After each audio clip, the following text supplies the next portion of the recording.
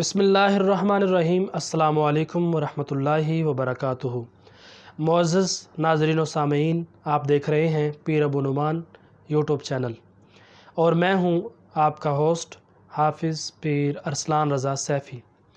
حضرات گرامی، آج کا جو ہمارا ٹاپک ہے اور جس حوالے سے میں وظیفہ لے کر آپ کی خدمت میں حاضر ہوں، وہ وظیفہ ہے علم کے لیے، یعنی کہ سینہ کھول دینے والا۔ اگر کسی بچے کو یا کسی طالب علم کو، کسی اسٹوڈنٹ کو، چاہے وہ اسٹوڈنٹ اسکول کا ہو، کالج کا ہو، چاہے وہ یونیورسٹی کا ہو، مدرسے کا ہو، مکتب کا ہو، کسی بھی یعنی کہ کسی بھی مکتبہ فکر سے تعلق رکھنے والا، کسی بھی ادارے سے تعلق رکھنے والا، وہ اس وظیفہ کو کرے، انشاءاللہ تعالی اس کی ہر مراد پوری ہوگی۔ ہر مراد سے متعلق یعنی کہ اس کو ہر سبق یاد ہوگا، ہر ایگزام، ہر سبجیکٹ اس کو یاد ہوگا، اور ہر چیز جو وہ پڑھتا جائے گا اس کے ذہن میں وہ بیٹھتی جائے گی، یعنی کہ کمپیوٹر جیسا تیز دماغ کر دینے والا عمل مبارک آج آپ کی خدمت میں حاضر ہوا ہوں۔ معزز ناظرین و سامعین، وظیفہ مبارک کیا ہے؟ اس سے پہلے میں آپ کو بتاؤں، آپ سے ایک چھوٹی سی ریکویسٹ کہ اس ویڈیو کو لائک کر دیں، چینل کو سبسکرائب لازمی کیجیے گا، تاکہ آپ کو آئندہ آنے والے عملیات و وظائف اور اسم اعظم آپ تک پہنچتے رہیں۔ حضرات گرامی، یہ اسم اعظم جو ہے اور یہ جو وظیفہ ہے، یہ دو ہیں۔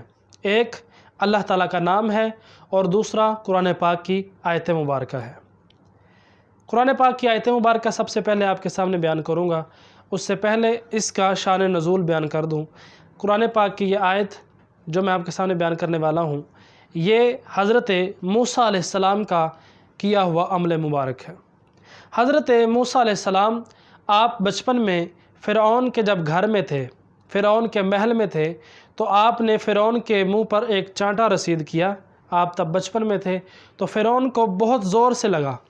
جیسا کہ آپ جانتے ہیں کہ انبیاء کی طاقت انسانوں سے زیادہ ہوتی ہیں، تو جب اس کو لگا تو اس کو یوں لگا جیسے کسی قوی ہیکل اور کسی بڑے شخص نے مارا ہے جو طاقتور ہے، تو وہ بڑا حیران ہوا۔ تو آپ کی یعنی کہ آپ کی جو والدہ تھیں حضرت آسیہ، جنہوں نے آپ کو پالا تھا، اور وہ فرعون کے گھر اس کی بیوی تھی، تو حضرت آسیہ نے فرمایا کہ یہ آپ کو جان بوجھ کر نہیں مارا اس نے، بلکہ غلطی سے جو ہے وہ لگ گیا ہے۔ تو اس کے سامنے آپ آگ رکھیں، اور یہ آپ کی جو داڑھی پر، فرعون سے کہا کہ جو تمہاری داڑھی پر یہ جو ہیرے جواہرات ہیں، اس کو دیکھ کر نہیں مارا، بلکہ یہ اچانک بچہ ہے، اس سے غلطی سے لگ گیا ہے اور تمہیں غلط فہمی ہوئی ہے۔ تو آگ رکھی گئی اور ایک سائڈ پہ ہیرے جواہرات اور سونا رکھا گیا۔